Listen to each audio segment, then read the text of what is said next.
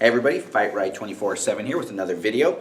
Today we're going to be talking about 2 versus 1 and some of the common scenarios or rules that go with that. First, bullies fight unfair. That's right, when a bully comes to attack you, they are usually already off the bat, it's an unfair fight because you have no idea it's going to happen. Again, assuming that you're a good person, that you don't go out there looking for fights.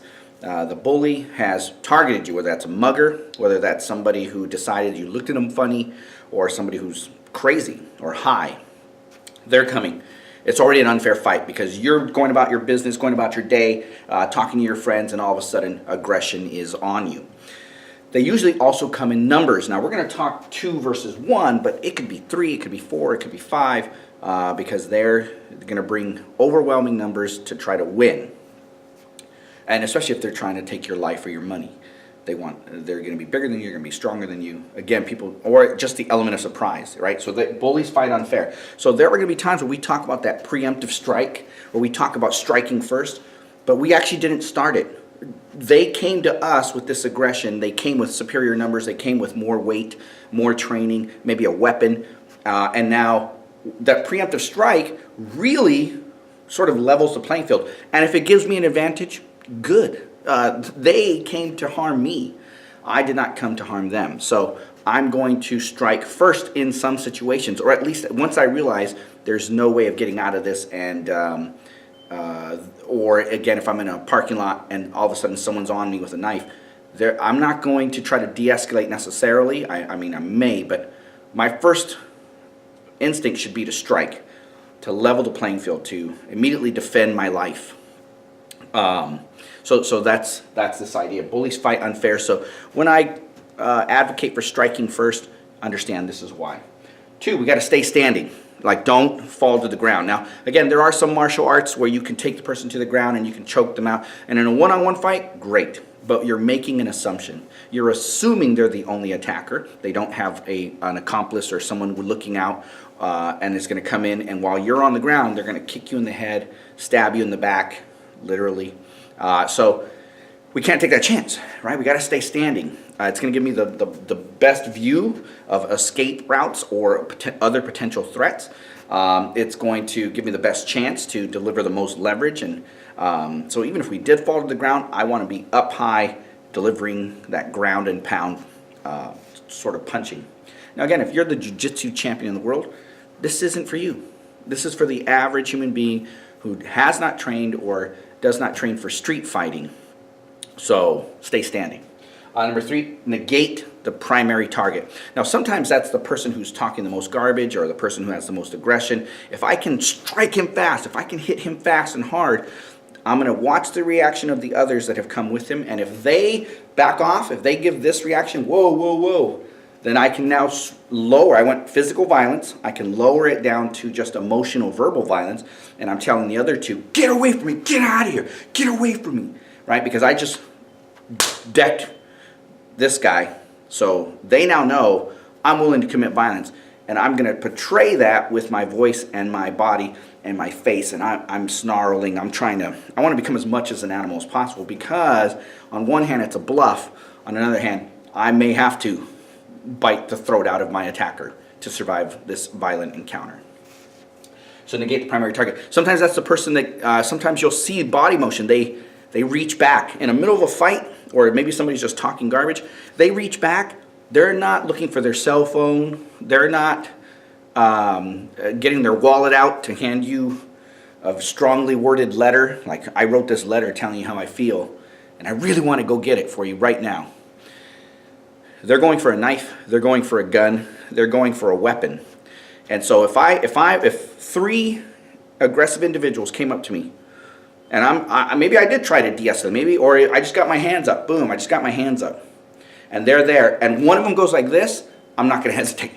I'm going to hit that guy first. I'm going to hit him, boom. Or if one person tries to circle around me, right, he's circling, he's right about here, I'm going to strike him first. I'm going to put all my weight, I'm going to strike him first, or I'm going to grab him and move him between us. Now, there's a thing called shielding, where I'm going to take one of my attackers and I'm going to use him as a shield. So if I have an opponent here, and an opponent here, And again, let's say this one begins to move around first. Now, let's say they're all moving, right? They're all circling like sharks. They're starting to circle. Well, I don't want to wait till they're behind me. As soon as they move, I'm going to pick one. Again, it's a nanosecond decision. I'm going to grab this guy, and I'm going to pull him, move him, and now he's between those two. And I might strike him. Boom, I'm going to hit him with that hard elbow, side of the head, hit him with that hard elbow, try to keep him standing. Now, if he falls, that's fine. Even his downed body is between me and the other two attackers now. So that's okay. I'm going to use shielding. I might, again, let's say the center guy went for his knife or gun. So I strike him, they look, I grab one, and I move him between me and the last opponent. And again, the whole time, I'm verbalizing, get away from me, get out of here. And I'll yell at the people, the guy that's on the ground, stay down, don't move. And other colorful language, right? Whatever you are comfortable with using that's going to convey the aggression that you are willing to unleash. So, and that was the next point, shielding. So, I want, or an object. If I can get an object between me and the opponents, whether it's my car, right? So then whichever one starts to move around, that's the one I engage first. And if I am armed, if I, as a last resort, have to use my CCW weapon or a knife or whatever, that's who I'm engaging first, whoever came around the barrier first, right? But I want a barrier, something between me and I'll use a person if I have to. Now finally, move off center. So I don't want to stay right here. In fact, while I'm de-escalating, even if I don't believe the situation will de-escalate, I'm going to be moving like this. I'm going to be, hey, hold on, listen, whoa, right? And I don't have a whole lot of space here, but you can imagine, I can keep, and I'm keeping my hand up, and I might quickly check my surroundings to make sure I'm not going to trip over anything. If I'm not sure, then really I just want to keep moving side to side. Hold on. Now there's a couple of reasons. One, it causes them to sort of analyze my movements. They got to know why I'm moving. They got to figure out what's going on. Two, if an attack comes, it's now off center, right? So this movement, wait, hold on, back up, and I might escalate my voice. So I'm not going to start yelling in here because it'll bring somebody. But you have to imagine, I'm going, get away from me, get out of here, get back, don't you touch me. I'm using these verbal and emotional attacks to keep some distance. I want them to be afraid to come into that red zone. And now this movement, if you stand here and you're like, I'm not afraid, you're going to get knocked out.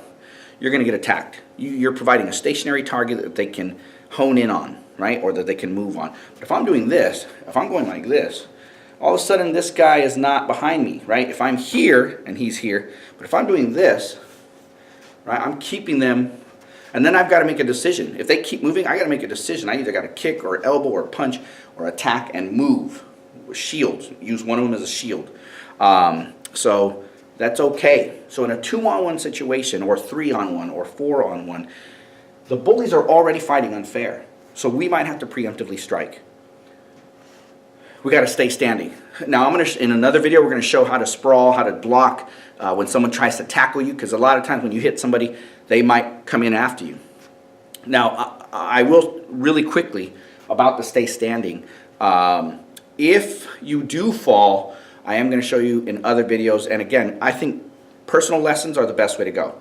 In person, whether it's with me or with someone else that follows this philosophy, you need to know how to get up, because it's going to happen. You're going to trip, you're going to slip, you're going to be tackled, you will end up on the ground, and you've got to know how to get up, or at least turn it into the best advantage for you, so that the leverage is on your side and you have the greatest chance of surviving the encounter on the ground.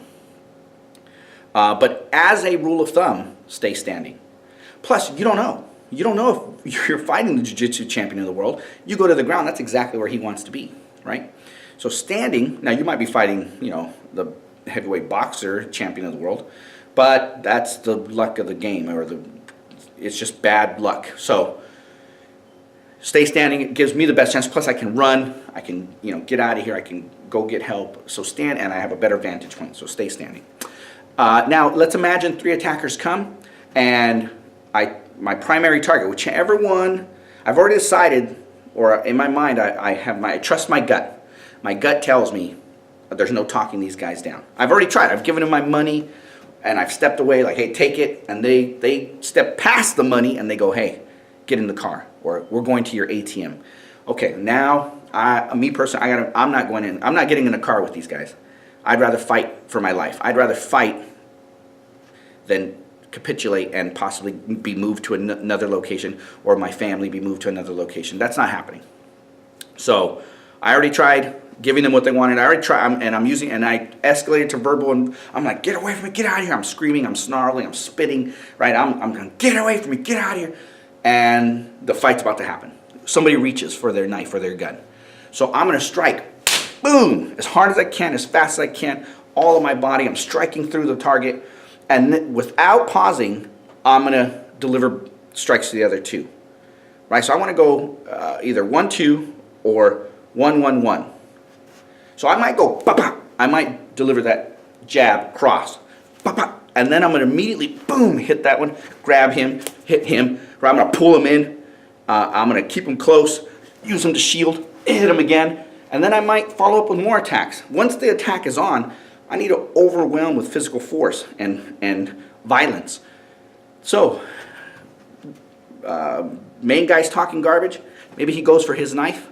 So, boom, I gave him 2.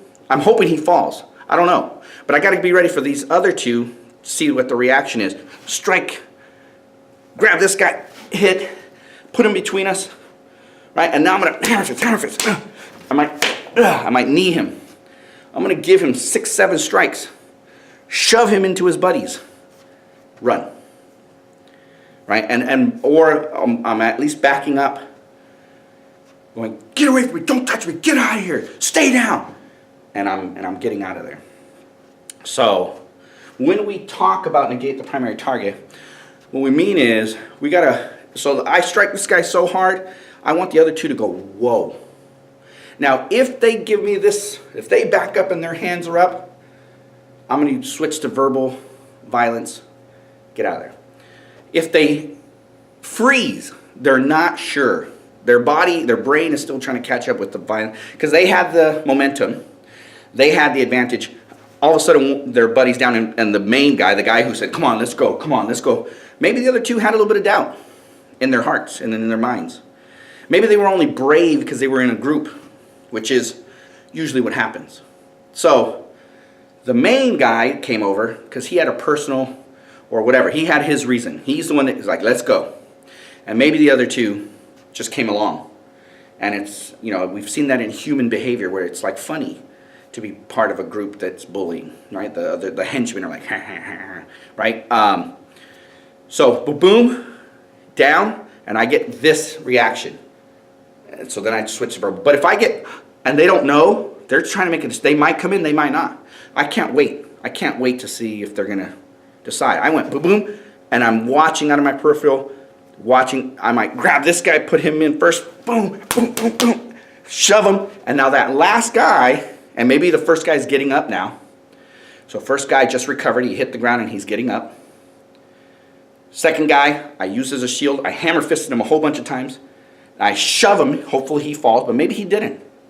But now I'm backing out of here, and I'm backing up, and I'm going, get away from me, get out of here, don't touch me. And I'm moving. I've given myself the best opportunity to survive this violent encounter.